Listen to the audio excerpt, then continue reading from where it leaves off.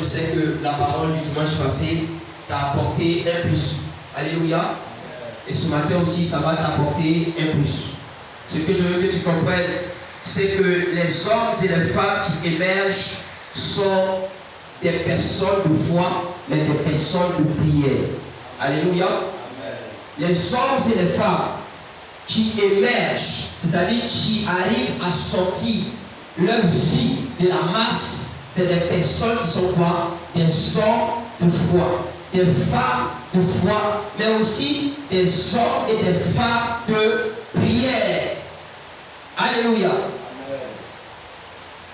Je ne saurais t'expliquer ça aujourd'hui, mais je sais que pendant tout mon message, tu vas faire le constat clairement que les hommes et les femmes qui réussissent sont des hommes et des femmes de foi et de prière.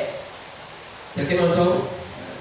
Je voulais aussi dire que nous avons choisi à CAD la prière comme partie intégrante de notre identité. Lorsque le leader que je suis, j'aime parler du disciple empathif à CAD, il faut dire qu'il y a un P dans le mot empathif qui concerne la prière. Gloire à Dieu. Ça concerne la prière. Et mon rêve est qu'à un moment donné, quand nous serons nombreux partout sur la terre, quand on va toucher à un fidèle de CAD, il faut qu'on arrive à sentir que cet homme-là, il est un homme de prière. Alléluia. Cette femme-là est une femme de prière. Donc, le disciple empathif, c'est notre identité à nous dans cette assemblée. Et empathif, je l'ai déjà défini, c'est l'amour, c'est la miséricorde, c'est la parole de Dieu, c'est la prière et c'est l'adoration, c'est le disciple-là et puis c'est la foi authentique. Donc chaque disciple ici doit pouvoir avoir les 7 valeurs que nous venons de citer qui sont très importantes pour être équilibrés, pour être assis dans la parole et dans la maison de Dieu. Gloire à Dieu. Gloire à Dieu. Je n'ai pas choisi ces valeurs-là en vain. Je les ai choisies selon la vision que Dieu a mis dans mon cœur. Gloire à Dieu. Gloire à Dieu. Amour divin, c'est tout ça. C'est ces 7 choses. Et que dans le courant de l'année, nous allons enseigner et enseigner et enseigner. Alléluia. Et je prie que tu sois un cœur de chair pour vraiment comprendre, accepter et vivre avec ces valeurs qui nous identifient, nous, sur cette terre. Quelqu'un m'entend? Donc, il est très important que je traite le sujet de la prière parce que ça fait partie de notre être. Je vais vous parler de 10 définitions qui décrivent mieux la prière selon la Bible. Je suis dans mon introduction. Premièrement, prier, c'est communiquer avec Dieu. Je dis bien les 10 définitions. Deuxièmement, prier, c'est invoquer le nom de l'Éternel. Genèse 6, verset 6, Genèse 12, verset 8. Troisièmement, c'est un appel à Dieu. Prier, c'est un appel que l'individu exprime à Dieu. Quatrièmement, prier, c'est chercher la face de Dieu. Cinquièmement, prier, c'est chercher l'Éternel. Alléluia. Je suis appelé un mot. Sixièmement, prier, c'est crier à Dieu. Septièmement, prier, c'est élever à Dieu son âme. Huitièmement, prier, c'est élever ses mains à Dieu ou vers Dieu. Neuvièmement, prier, c'est s'approcher du trône de la grâce de Dieu. Alléluia. Et dixièmement, prier, c'est s'approcher de Dieu. Quelqu'un m'entend? L'apôtre Jacques, qui est l'homme de prière dans le staff de Jésus-Christ, a dit quoi? Approchez-vous de Dieu et il s'approchera de vous. Amen. Il dit approchez-vous de Dieu et Dieu s'approchera de vous. Chose qui est très claire. Et ce matin, nous allons voir quelque chose d'essentiel qui vont te permettre d'encore chercher à être endurant ou endurante dans la prière. Dis Amen. Amen. Va avec moi dans le livre de Luc, le chapitre 11. Luc, le chapitre 11. On va lire du verset 1er au verset 10. J'aurai 3 textes de base. Luc 11, 1 à 10. Je lis la parole de Dieu. Jésus priait un jour en un certain lieu. Lorsqu'il eut achevé, un de ses disciples lui dit, Seigneur, enseigne-nous à prier, comme Jean l'a enseigné à ses disciples. Il leur dit, quand vous priez, dites, Père, que ton nom soit sanctifié, que ton règne vienne. Donne-nous chaque jour notre pain quotidien. Pardonne-nous nos péchés, car nous aussi, nous pardonnons à quiconque nous offense. Et ne nous induis pas en tentation. Verset 5, il dit encore, si l'un de vous a un ami et qu'il aille le trouver au milieu de la nuit pour lui dire, ami, prête-moi 3 pains, car un de mes amis est arrivé de voyage chez moi et je n'ai rien à lui offrir. Et si de l'intérieur de sa maison, cet ami lui répond, ne m'importune pas, la porte est déjà fermée, mes enfants et moi, nous sommes au lit, je ne puis me lever pour te donner des pains. Je vous le dis, même s'il ne se levait pas pour les lui donner, parce que c'est son ami, il se lèverait à cause de son importunité et lui donnerait tout ce dont il a besoin. Et moi je vous dis, demandez et l'on vous donnera. Cherchez et vous trouverez. Frappez et l'on vous ouvrira.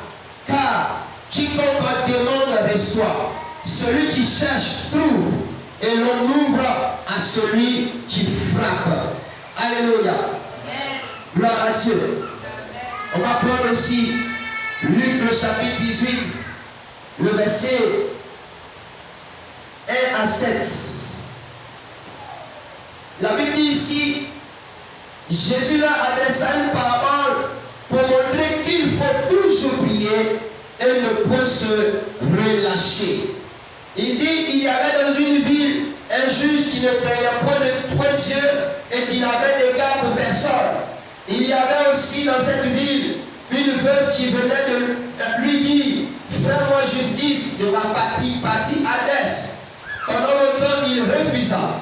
Mais ensuite, il dit en lui-même, quoique je ne craigne point Dieu et que je n'ai d'égard pour personne, néanmoins parce que cette veuve m'importune, je lui ferai justice, afin qu'elle ne vienne pas sans cesse me rendre la tête. Le Seigneur ajouta, entendez ce que dit le juge inique. Et Dieu ne fera-t-il pas justice à cet élu qui crie à lui jour et nuit, et taillera-t-il à leur égard? Alléluia. 1 Thessaloniciens chapitre 5, le verset 17 dit ceci pour terminer, pour les références principales. Priez sans cesse. Alléluia. Bien-aimés, ce matin, il est encore question de quoi? De la puissance de la prière. De la puissance de la prière. Et la Bible dit que Jésus était allé prier dans un certain lieu. Alléluia. Bien aimé, tellement que le Seigneur aimait la prière. Ce jour-là, l'apôtre ou le disciple Luc n'a pas pu identifier la ville ou le campement dans lequel cet homme a prié. Gloire à Dieu. Il n'a pas pu identifier. Il dit un jour, Jésus est allé prier dans un certain lieu. Il n'a pas défini si c'est à Génézareth, si c'est à Capernaum, si c'est, je ne sais pas, dans un endroit donné, parce que Jésus partait dans les endroits habituels. Gloire à Dieu. Mais il n'a pas défini. Il dit un jour, il allait prier dans un certain lieu. Et lorsqu'il a fini de prier, il y a un des disciples qui est venu et qui lui a dit, Seigneur, Maître, apprends-nous à prier. Quelqu'un me suit? Amen. Il dit, apprends-nous à prier. Bien aimé, quand tu marches avec quelqu'un, et ce que la personne a, et ce que la personne fait, et le secret de la personne, par rapport à comment tu vois sa vie évoluer positivement, il peut arriver que tu viennes lui dire, mon frère, quel est ton secret? N'est-ce pas? Si tu n'es pas sorcier, tu vas lui dire, quel est ton secret? Pourquoi toi tu ne fais pas d'effort et telle chose là, ça marche? Telle chose aussi, ça marche. Et là-bas aussi, que tu as là-bas, ça marche. Comment tu fais? Et ce disciple a bien remarqué que cet homme-là, à tout moment, il est consacré à la prière. Il est en train d'invoquer Dieu. Il est en train de supplier son Père par rapport à certaines choses qu'il comprend ou qu'il ne comprend pas. Mais ce qui est sûr, Jésus était quoi? Un homme de prière. Ce disciple qui n'a pas été nommé également est celui-là même qui dit, Seigneur, apprends-nous à prier. Quand je regarde Barthélemy, quand je regarde Philippe, quand je regarde Jude, quand je regarde celui-ci, nous n'arrivons pas à faire comme toi tu fais. Tout ce que je peux te demander, c'est de nous apprendre à nous tous à prier.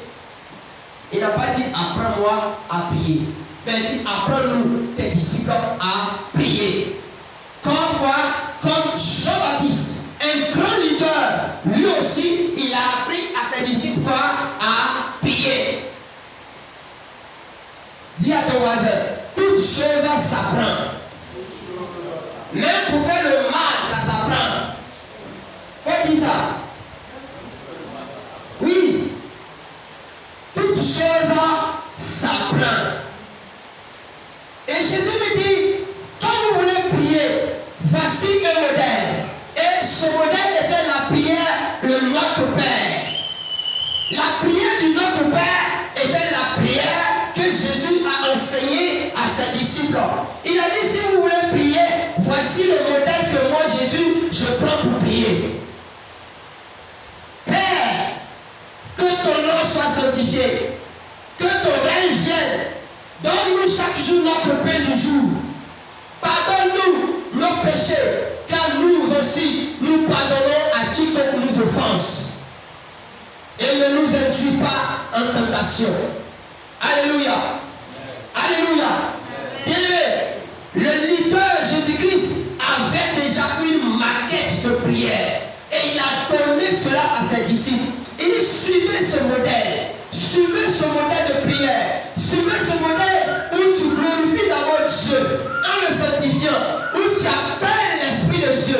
Tu réclames la plénitude de Dieu pour que le règne qui est dans le ciel se manifeste aussi sur la terre. Alléluia. Après, fais la prière de requête. Demande à Dieu ta nourriture du jour. Mais aussi, combat pour que le diable ne t'amène pas à t'éloigner de Dieu.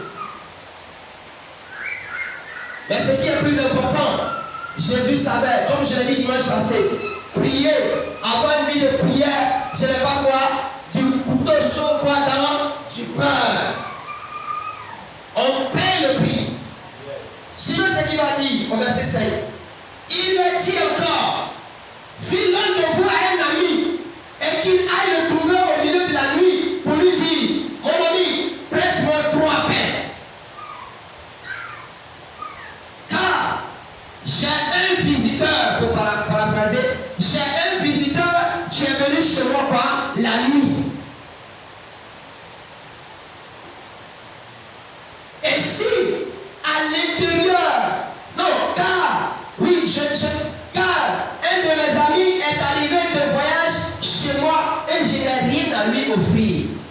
Jésus prend toujours des paraboles, des symboles, des images pour nous montrer quelque chose. Et suivez-moi très bien. La Bible dit clairement ici que cet ami qui est venu la nuit, l'autre qui a reçu cet ami n'a rien à donner à son visiteur.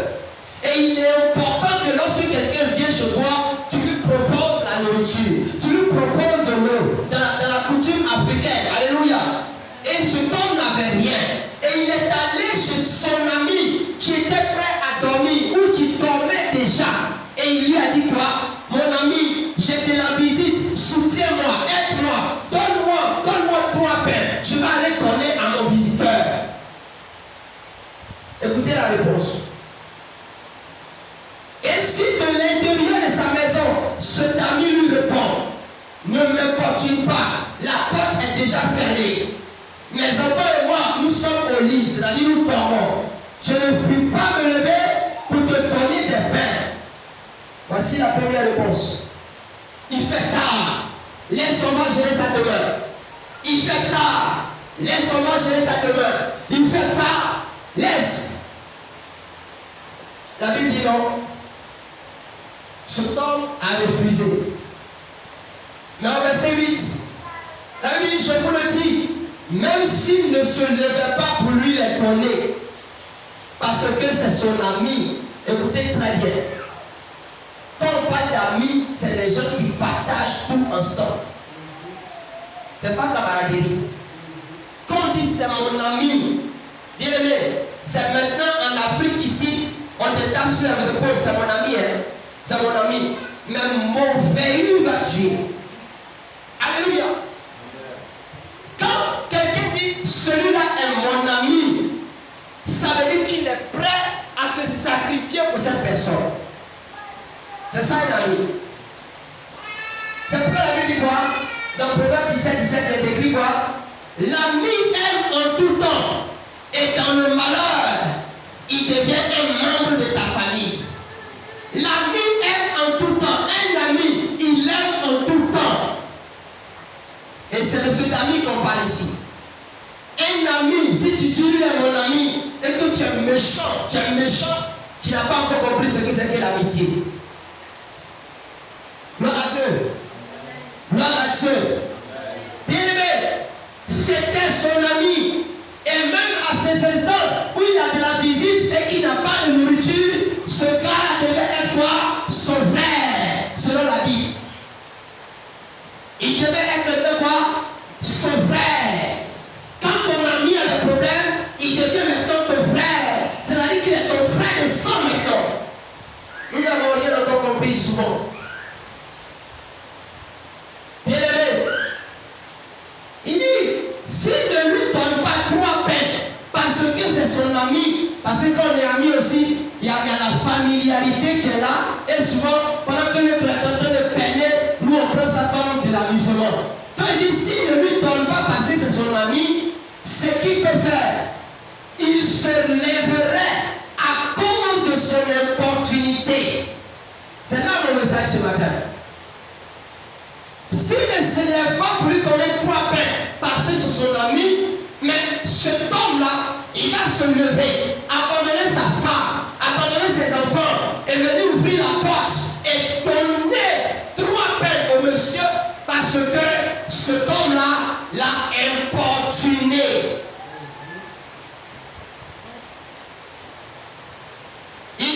Jésus dit, il se lèverait à cause de son importunité et lui donnerait tout ce dont il a besoin. Cette fois-ci, ce n'est même pas 3 pains. Il va lui donner tout ce qu'il a besoin. Il dit, non, mon ami là, il m'agace. Mon ami là, il me perturbe. Mon ami là, il me dérange. Mon ami là, si je ne me libère pas de lui, il ne va pas cesser à parler. Alléluia. La puissance de la prière, ce n'est pas lorsque tu as fait l'introduction de la prière. Alléluia. La puissance, la manifestation d'une puissance dans la prière, ce n'est pas à ton introduction.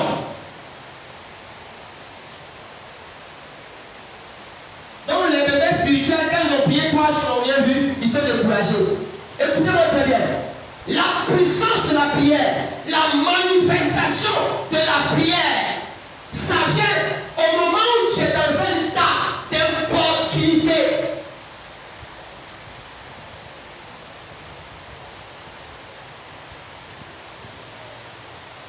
Et moi je vous dis, demandez et l'on vous donnera. Cherchez et vous trouverez. Frappez et l'on vous ouvrira. Car quiconque demande reçoit. L'on ouvre à celui qui frappe. Alléluia. Mais comment? Jésus insiste sur qu'il à cause de son opportunité. Qui dit opportunité dit quoi? La persévérance dans la prière. La persévérance. Nous devons, si nous voulons voir la puissance de la prière, c'est que nous devons persévérer. Nous devons persévérer dans la prière. Il dit quoi? Cet homme est entré à parler à son ami. Mais comme cet ami était en train d'endurcir son cœur, le gars était derrière la porte. Il dit, Athanas, j'ai dit, je veux 3 pains. Athanas, je te dis que j'en ai 3 pains. Et l'ami pose. Quand le gars voulait refaire net, Athanas, je veux 3 pains. Le gars même il s'est dit comme ça dans son lit. Alléluia. Bien aimé. Il dit Athanas, je t'ai dit que j'ai de la visite. Le gars m'attend. J'ai dit, le gars, il m'attend.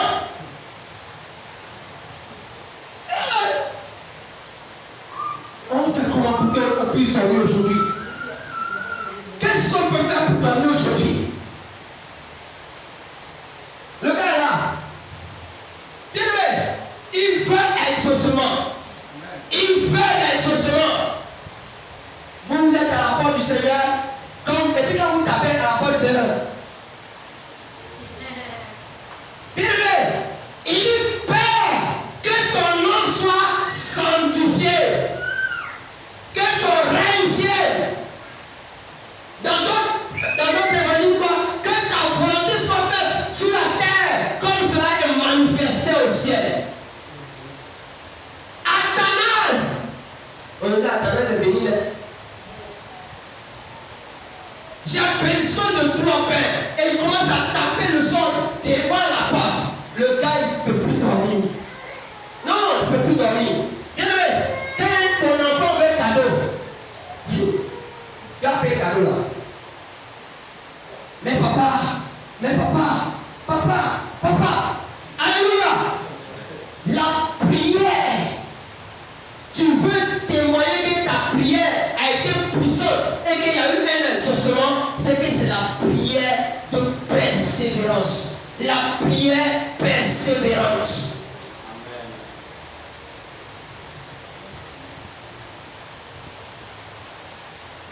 On est trop faible.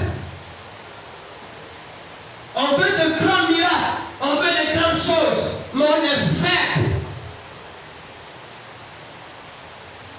On n'est pas patient.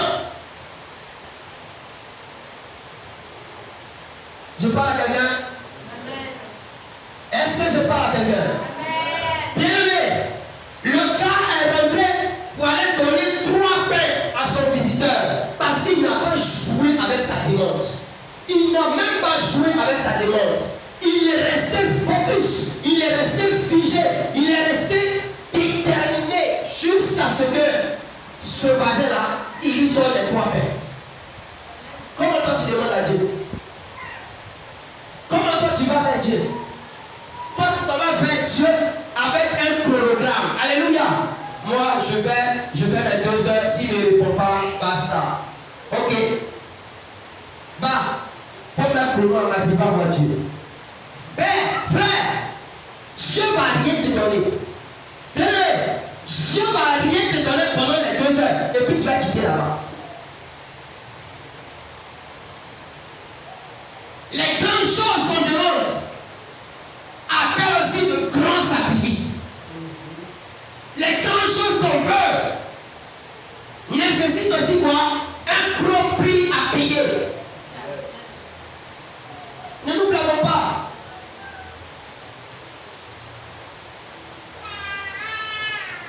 Ne nous blâmons pas les frères.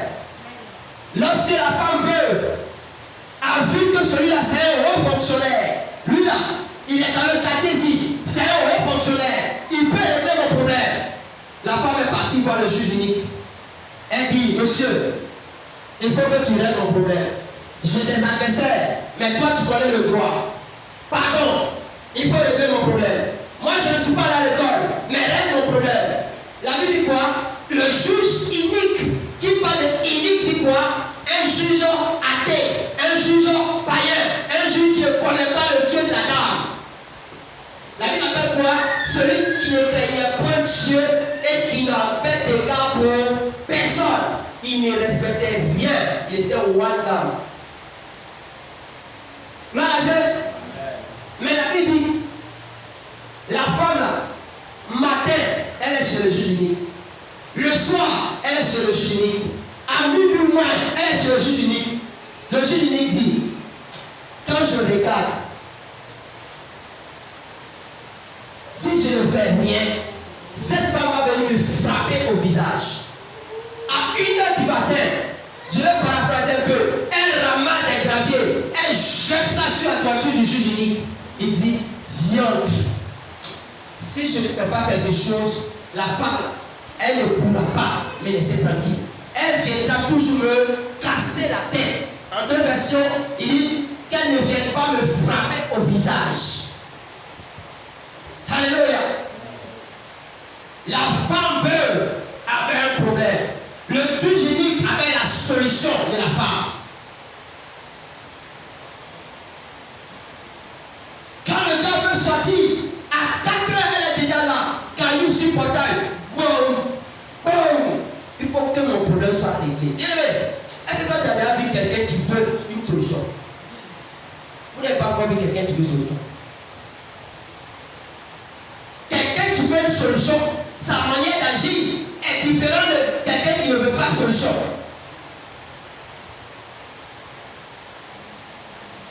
On lit ce que le monsieur a dit.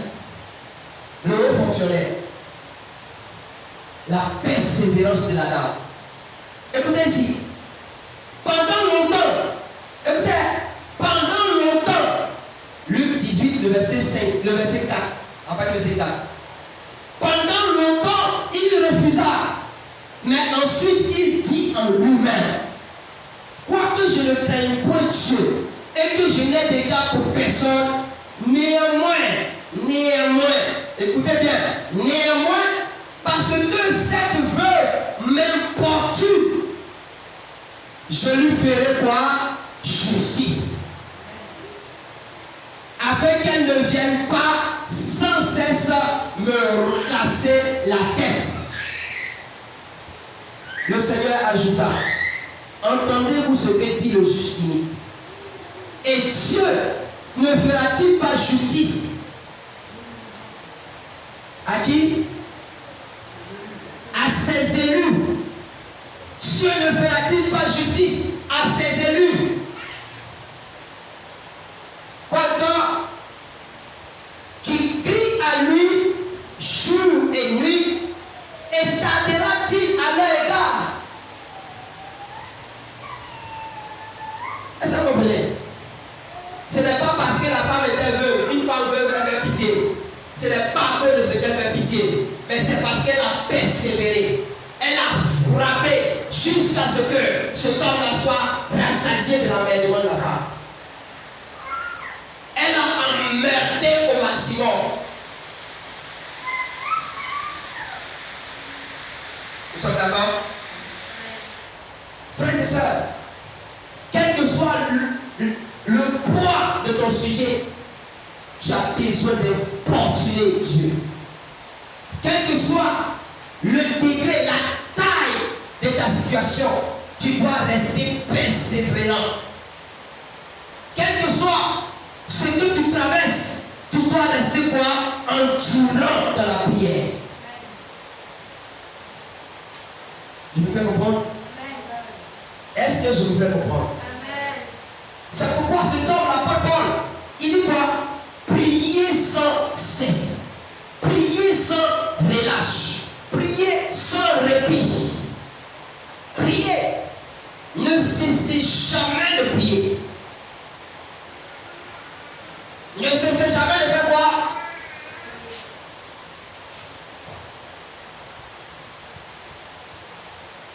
Je peux m'arrêter là.